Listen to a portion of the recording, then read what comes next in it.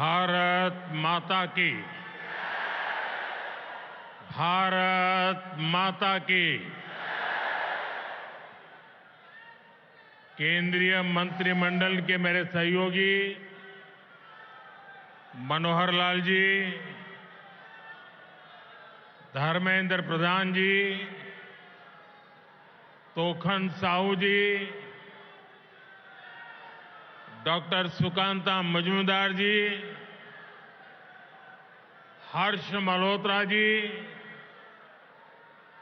दिल्ली के उपराज्यपाल विनय कुमार सक्सेना जी,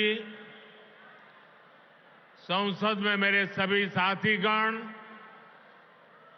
विधायकगण और मेरे प्यारे भाई और बहनों, आप सभी को साल 2025 की बहुत बहुत शुभकामनाएं।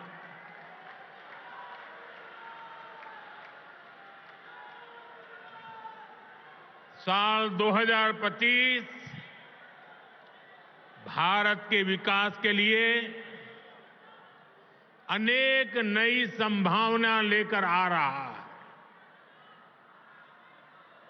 दुनिया की तीसरी बड़ी आर्थिक ताकत बनने की तरफ हमारी यात्रा इस वर्ष और तेज होने वाली है।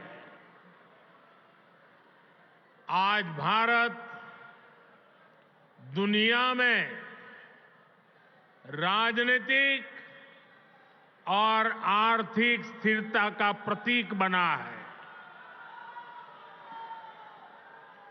साल 2025 में भारत की ये भूमिका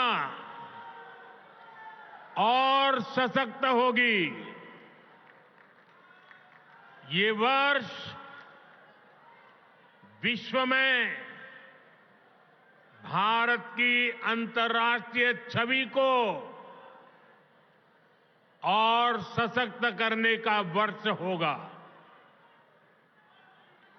ये वर्ष भारत को दुनिया का बड़ा मैन्युफैक्चरिंग हब बनाने का वर्ष होगा। ये वर्ष युवाओं को नए स्टार्टअप और एंटरप्रेन्योरशिप में तेजी से आगे बढ़ाने का वर्ष होगा। ये वर्ष कृषि क्षेत्र में नए कीर्तिमानों का वर्ष होगा।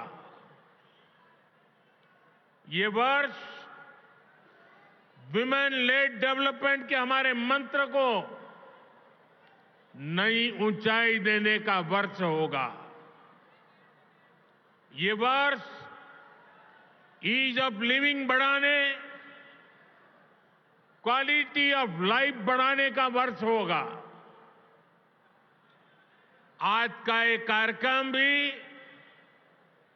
इसी संकल्प का एक हिस्सा है। साथियों, आज जिन परियोजनाओं का शिलान्यास और लोकार्पण हुआ है, उनमें गरीबों के घर हैं, स्कूल और कॉलेज से जुड़े प्रोजेक्ट्स हैं। मैं आप सभी को बहुत बहुत बधाई देता हूं। विशेष रूप से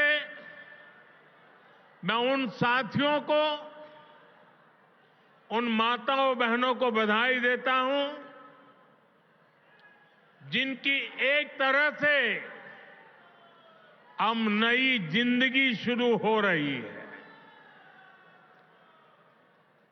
झुग्गी की जगह पक्का घर, किराए के घर की जगह अपना घर, ये नई शुरुआत ही तो है।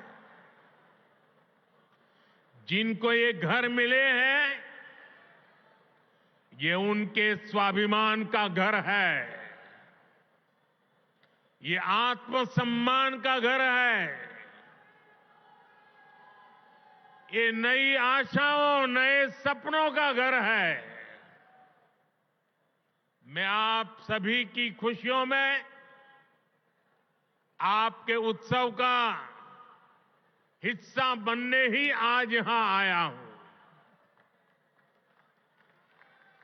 और आज जब यहां आया हूं तो काफी पुरानी यादें ताजा होना बहुत स्वाभाविक है। आप में से शायद कुछ लोगों को पता होगा, जब आपातकाल का समय था, देश इंदिरा गांधी के तानाशाही रवैये के खिलाफ लड़ाई लड़ रहा था। इमरजेंसी के खिलाफ एक लड़ाई चल रही थी। उस समय मेरे जैसे बहुत साथी अंडरग्राउंड मूवमेंट का हिस्सा थे और उस समय ये अशोक विहार मेरा रहने का स्थान हुआ करता था।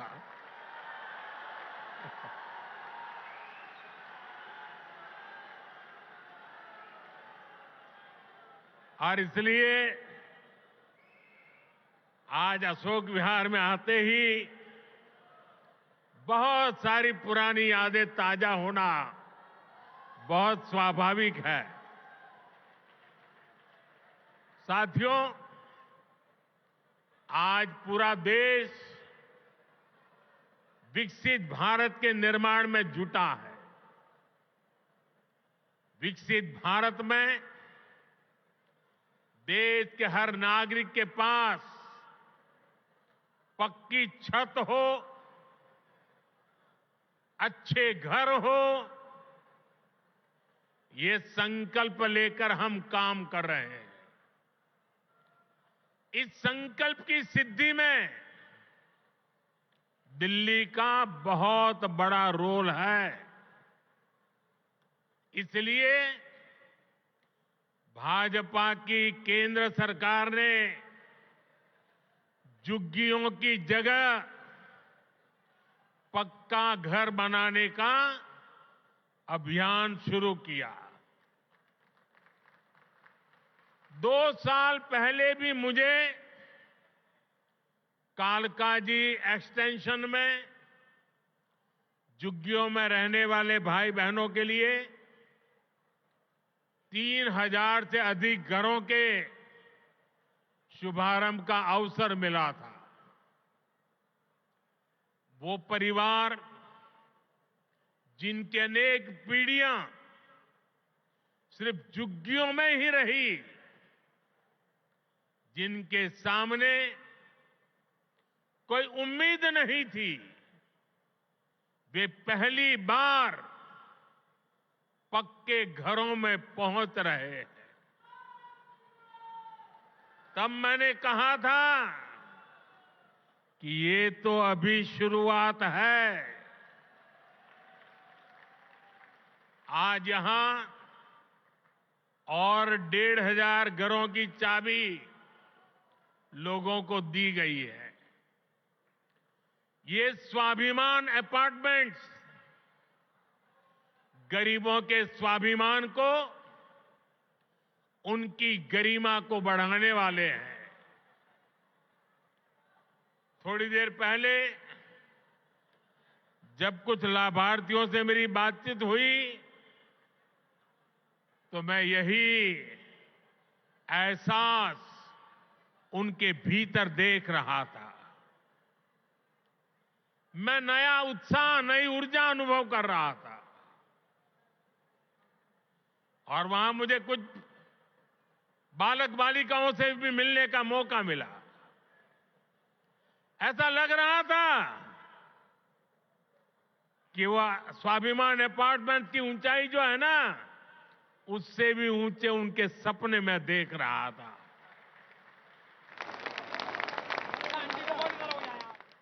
और साथियों, इन घरों के मालिक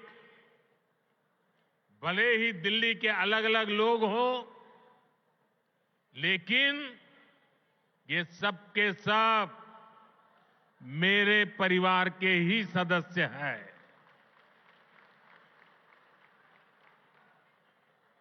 साथियों, देश भली भांति जानता है कि मोदी ने कभी अपने लिए घर नहीं बनाया।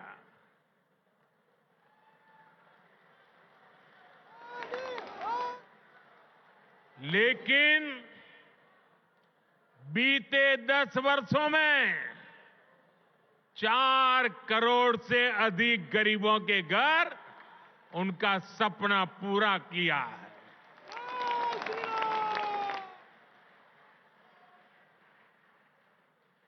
मैं भी कोई शीश महल बना सकता था,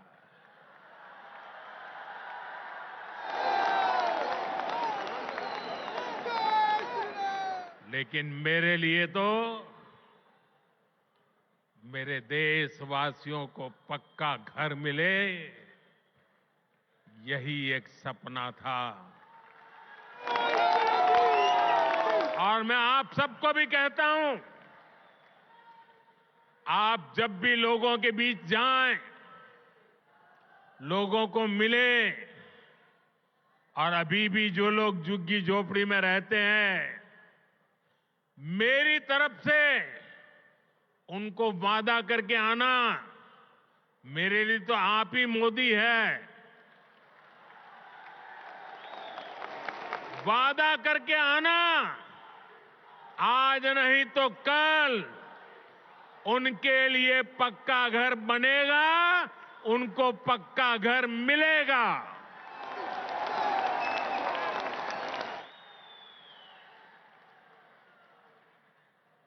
गरीबों के इन घरों में हर वो सुविधा है जो बेहतर जीवन जीने के लिए जरूरी है। यही तो गरीब का स्वाभिमान जगाता है, आत्मविश्वास बढ़ाता है, जो विकसित भारत की असली ऊर्जा है। और हम यहीं रुकने वाले नहीं हैं। अभी दिल्ली में करीब 3000 ऐसे ही और घरों के निर्माण का काम कुछ ही समय में पूरा होने वाला है। आने वाले समय में हजारों नए घर दिल्ली वासियों को मिलने वाले हैं। इस क्षेत्र में बहुत बड़ी संख्या में हमारे कर्मचारी भाई बहन रहते हैं। उनके जो आवास थे, वे भी काफी पुराने हो चुके थे। उनके लिए भी नए आवास बनाए जा रहे हैं। दिल्ली के अभूतपूर्व विस्तार को देखते हुए ही केंद्र सरकार रोहिणी और द्वारका सब सिटी के बाद अब नरेला सब सिटी के निर्माण को गति दे रही है।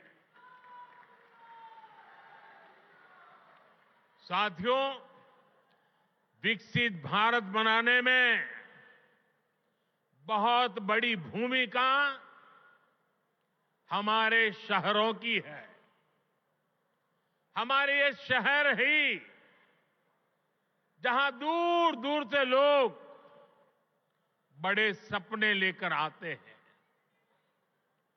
पूरी ईमानदारी से उन सपनों को पूरा करने में जिंदगी खपा देते हैं।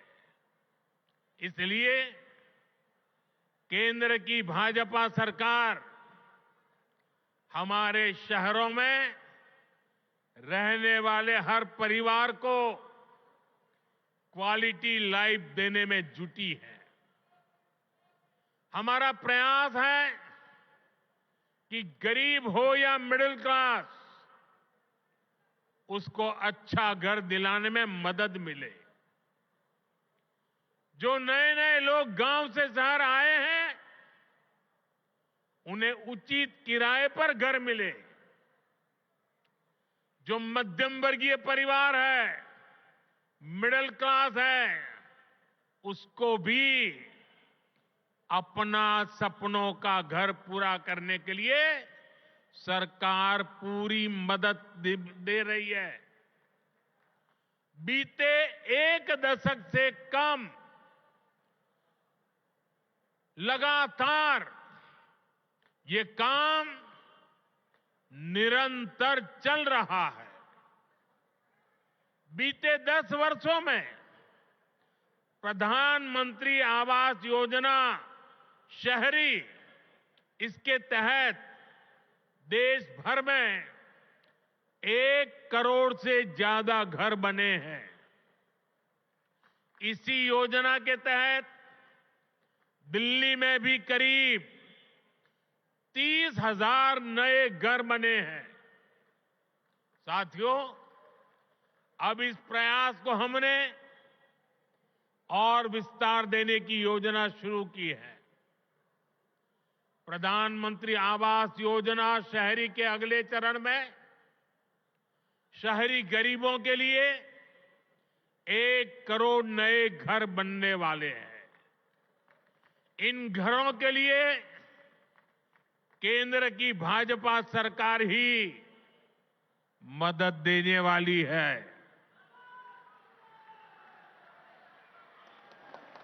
साल में जिनकी आय 9 लाख रुपए से कम है, उन परिवारों को इस योजना का विशेष फायदा होगा।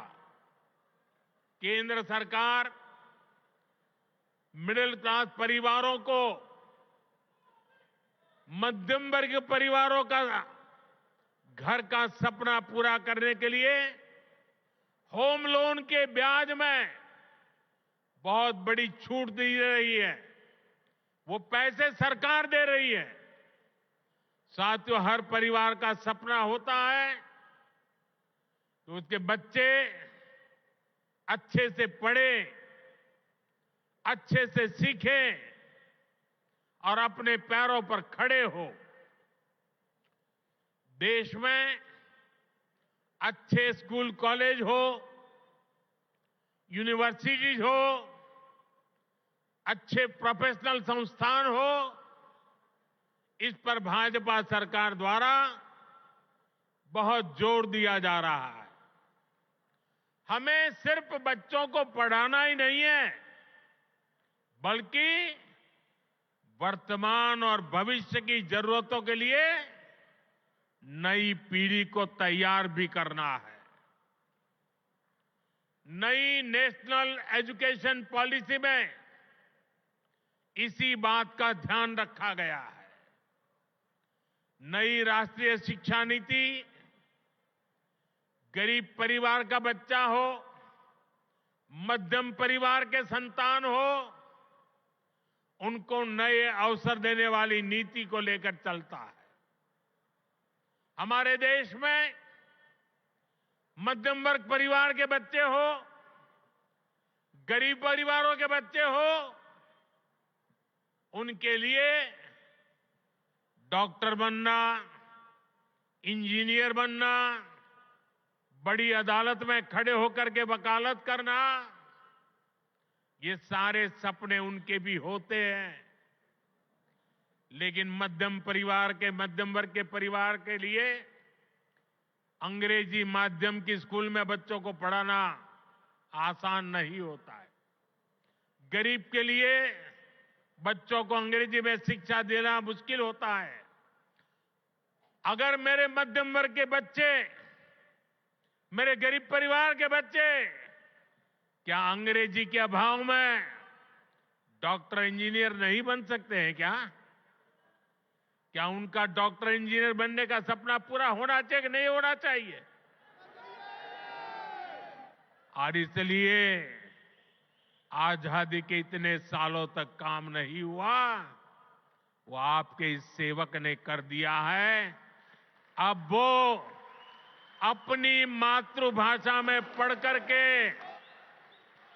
डॉक्टर भी बन सकता है, इंजीनियर भी बन सकता है और बड़ी से बड़ी अदालत में मुकदमा भी लड़ सकता है। साथियों, देश की शिक्षा व्यवस्था को बेहतर बनाने में सीबीएसई की बड़ी भूमिका है। इसका दायरा निरंतर बढ़ रहा है। इसको देखते हुए ही सीबीएसई का नया भवन बनाया है। इससे आधुनिक शिक्षा का विस्तार करने में, परीक्षा के आधुनिक तौर तरीकों को अपनाने में मदद मिलेगी। साथियों, उच्च शिक्षा के मामले में दिल्ली यूनिवर्सिटी की प्रतिष्ठा भी लगातार मजबूत हो रही है और ये मेरा सौभाग्य है, मुझे भी दिल्ली यूनिवर्सिटी का विद्यार्थी रहने का सौभाग्य मिला। हमारा प्रयास है कि दिल्ली के युवाओं को यहीं पर उच्च शिक्षा के ज्यादा से ज्यादा अवसर मिले। आज जिन नए परिसरों का शिलान्यास किया गया है, इससे हर वर्ष सैकड़ों नए साथियों को डीयू में पढ़ाई का अवसर मिलेगा। डीयू के पूर्वी कैंपस और पश्चिमी कैंपस का इंतजार लंबे समय से हो रहा था। अब ये इंतजार खत्म होने जा रहा है। सूरजमल विहार में पूर्वी कैंपस और द्वारका में पश्चिमी कैंपस पर अब तेजी से काम होगा।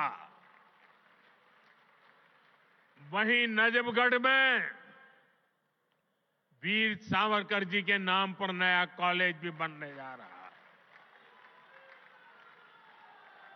साथियों, एक तरफ दिल्ली में शिक्षा व्यवस्था के लिए केंद्र सरकार के प्रयास है, वहीं दूसरी तरफ यहां की राज्य सरकार का कोरा झूठ भी है। दिल्ली में जो लोग राज्य सरकार में पिछले 10 साल से उन्होंने यहां की स्कूली शिक्षा व्यवस्था को बहुत नुकसान पहुंचाया है। हालात ये है कि समग्र शिक्षा अभियान के तहत जो पैसे भारत सरकार ने दिए, ये दिल्ली में ऐसी सरकार बैठी है जिसको दिल्ली के बच्चों के भविष्य की परवाह नहीं है। जो पैसे शिक्षा के लिए भारत सरकार ने दिए, आधे पैसे भी पढ़ाई के लिए खर्च नहीं कर पाए लोग।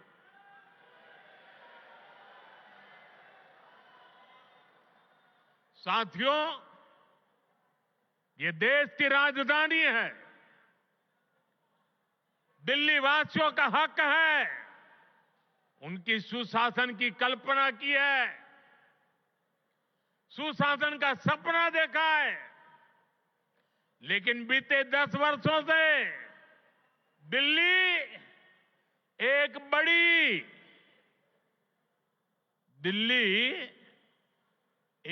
बड़ी आपदा से घिरी है। अन्ना हजारे जी को सामने करके कुछ कट्टर बेईमान लोगों ने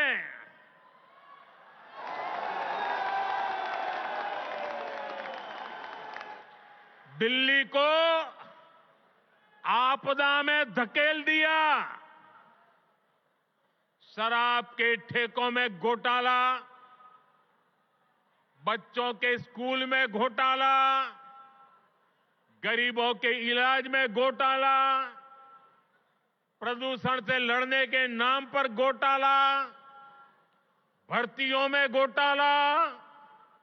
ये लोग दिल्ली के विकास की बात करते थे, लेकिन ये लोग आप आपदा बनकर दिल्ली पर टूट पड़ी है।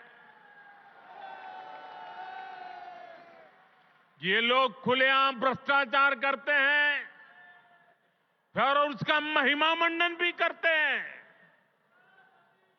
एक तो चोरी, ऊपर से सीना चोरी।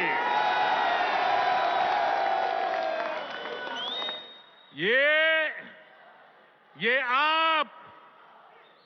आपदा दिल्ली पर आई है और इसलिए दिल्ली वालों ने आपदा के विरुद्ध जंग छेड़ दी है।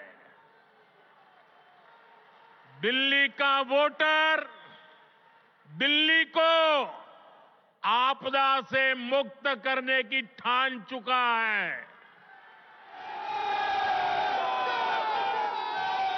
दिल्ली का हर नागरिक कह रहा है, दिल्ली का हर बच्चा कह रहा है, दिल्ली की हर गली से आवाज आ रही है, आपदा को नहीं सहेंगे, बदल के रहेंगे। आपदा को नहीं सहेंगे,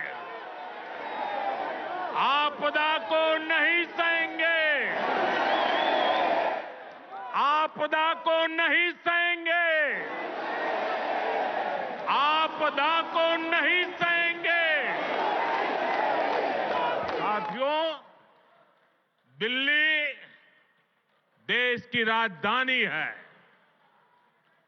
बड़े खर्चे वाले बहुत से काम यहां जो होते हैं वो भारत सरकार, केंद्र सरकार के जिम्मे है।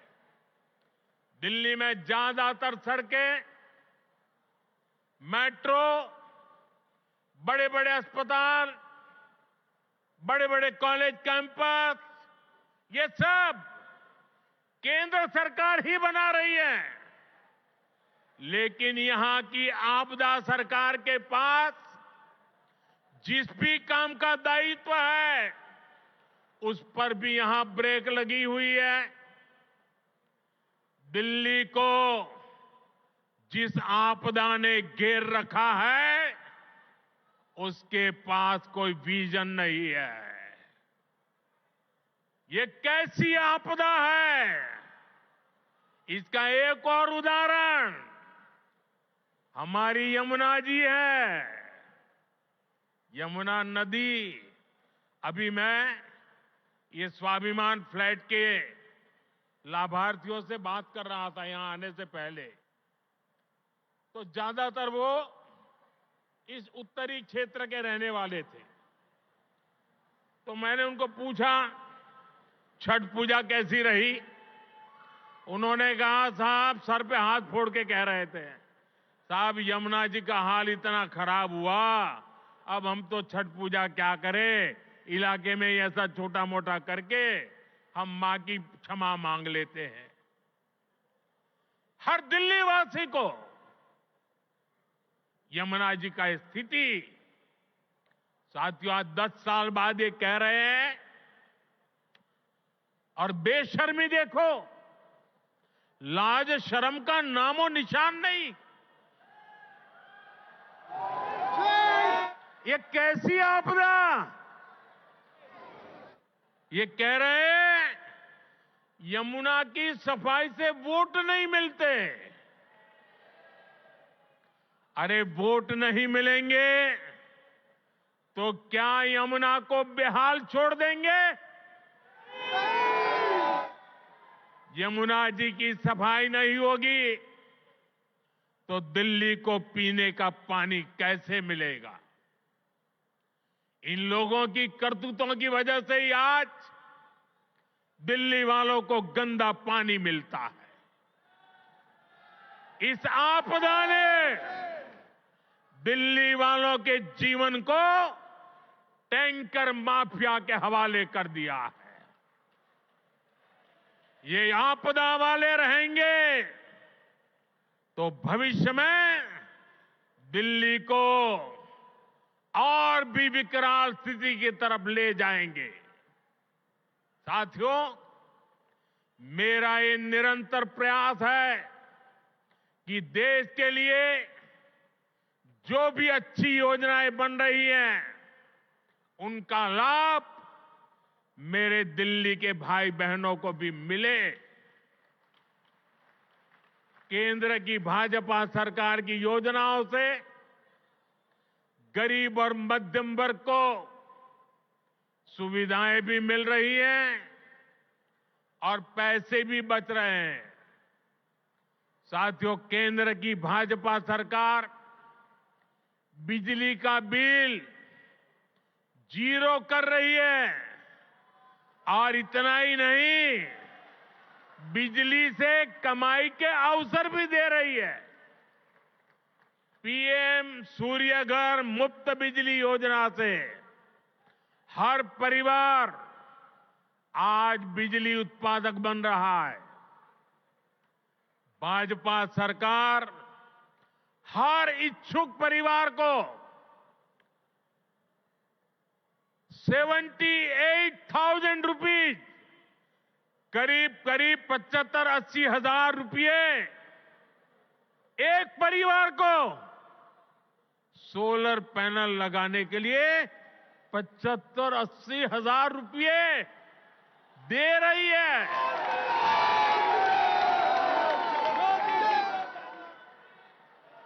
अभी तक देश भर में करीब 7.5 लाख घरों की छत पर पैनल लग चुके हैं। इससे जरूरत की बिजली मुफ्त मिलेगी और बची हुई बिजली का पैसा सरकार आपको देगी। मैं दिल्ली के लोगों को विश्वास दिलाता हूं, दिल्ली में भाजपा का मुख्यमंत्री बनते ही प्रधानमंत्री सूर्यघर मुफ्त बिजली योजना और तेजी से लागू की जाएगी।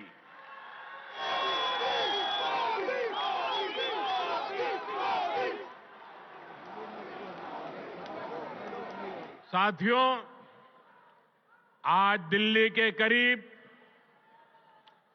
75 लाख जरूरतमंदों को भारत सरकार मुफ्त राशन दे रही है। एक देश एक ration card, one nation one ration card योजना ने दिल्ली के लोगों की बड़ी मदद की है। वरना कुछ साल पहले तक तो दिल्ली में राशन कार्ड बनाना तक मुश्किल था। पुराने अखबार निकाल के देखिए क्या क्या होता था।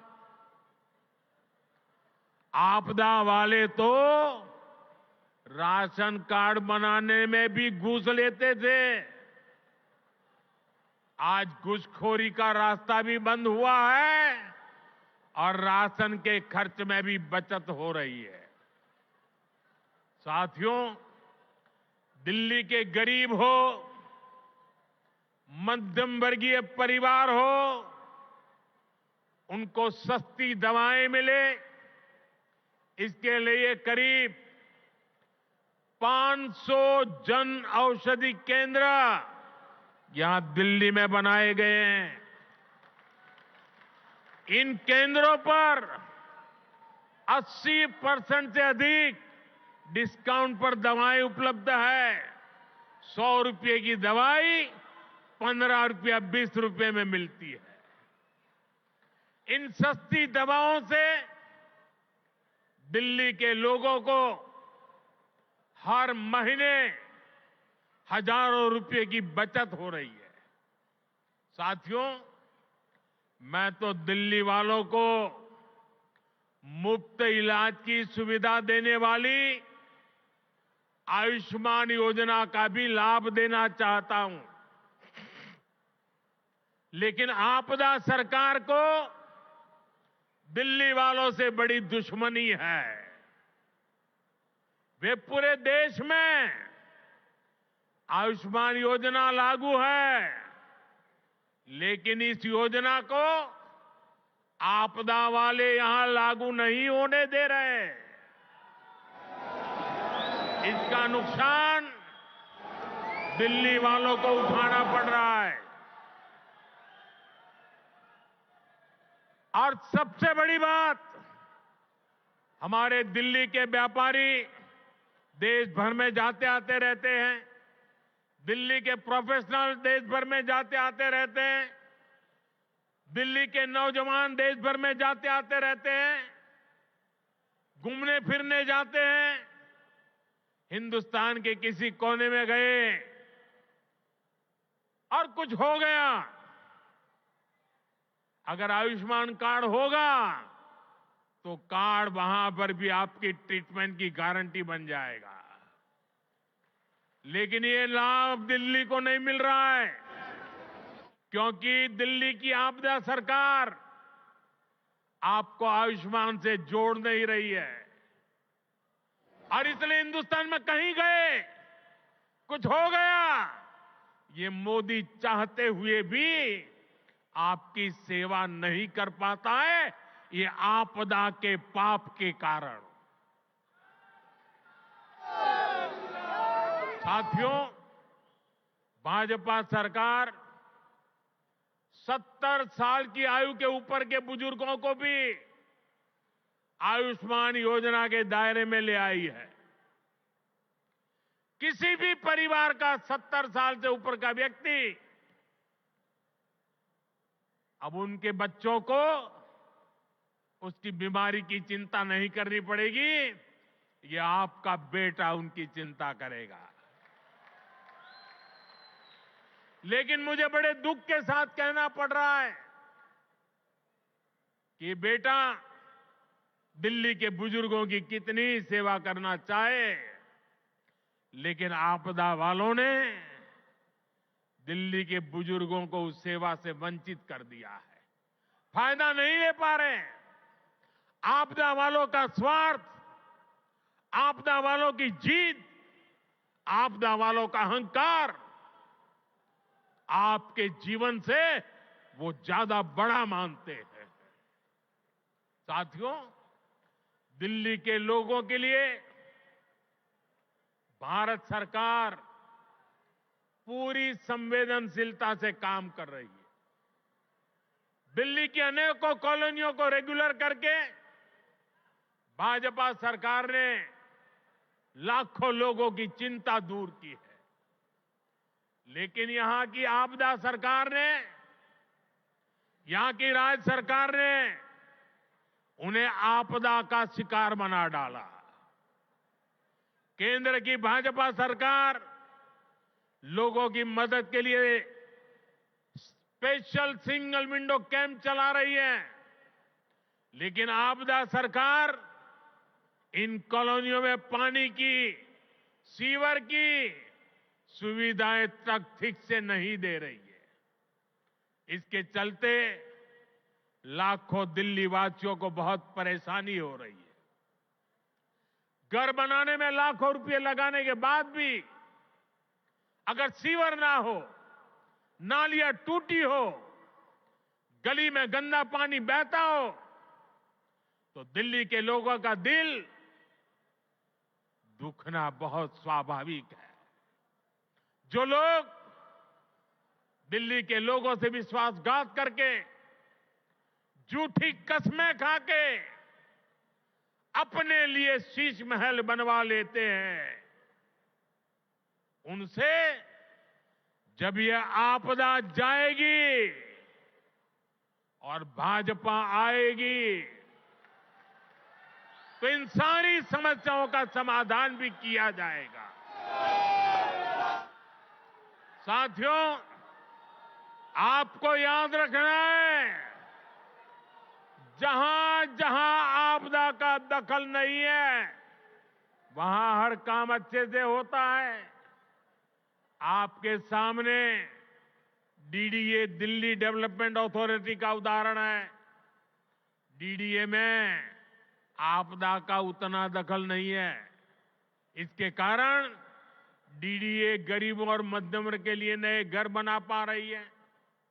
दिल्ली के हर घर तक पाइप से सस्ती गैस पहुंचाने का काम तेजी से चल रहा है। ये काम भी इसलिए हो पा रहा है क्योंकि इसमें भी आपदा की दखल नहीं है। दिल्ली में इतने सारे हाईवे बन रहे हैं, एक्सप्रेसवे बन रहे हैं, ये भी इसलिए बन पा रहा है क्योंकि इसमें आपदा की दखल नहीं है। साथियों, आपदा वाले दिल्ली को सिर्फ समस्याएं दे सकते हैं, वहीं भाजपा दिल्ली के लोगों की समस्याओं का समाधान करने में जुटी है। 2 दिन पहले ही हमारे दिल्ली के 7 एमपी हमारे सांसद ने यहां की ट्रैफिक की समस्या को दूर करने के लिए अहम सुझाव भारत सरकार को दिए हैं।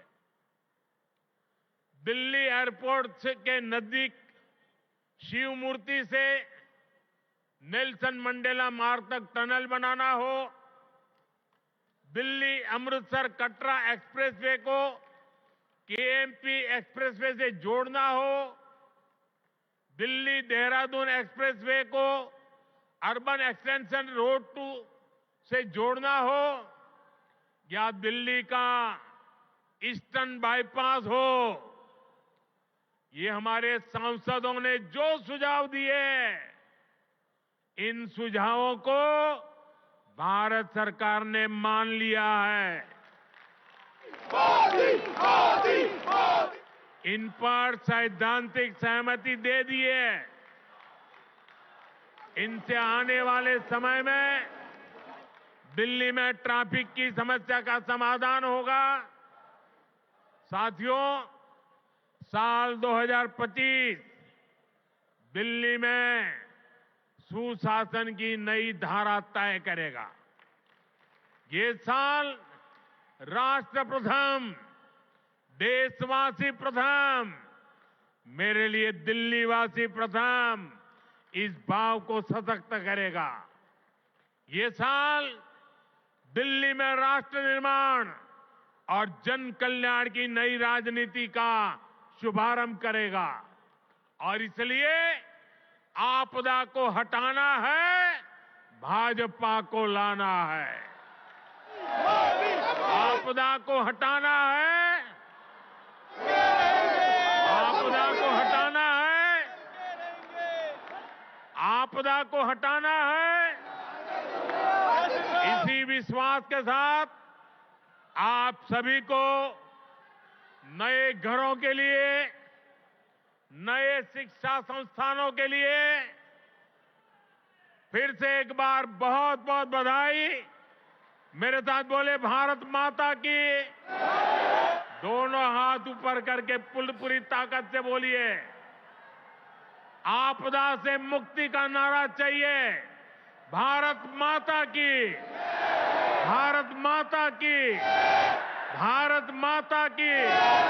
बहुत बहुत धन्यवाद। बहुत बहुत आभार।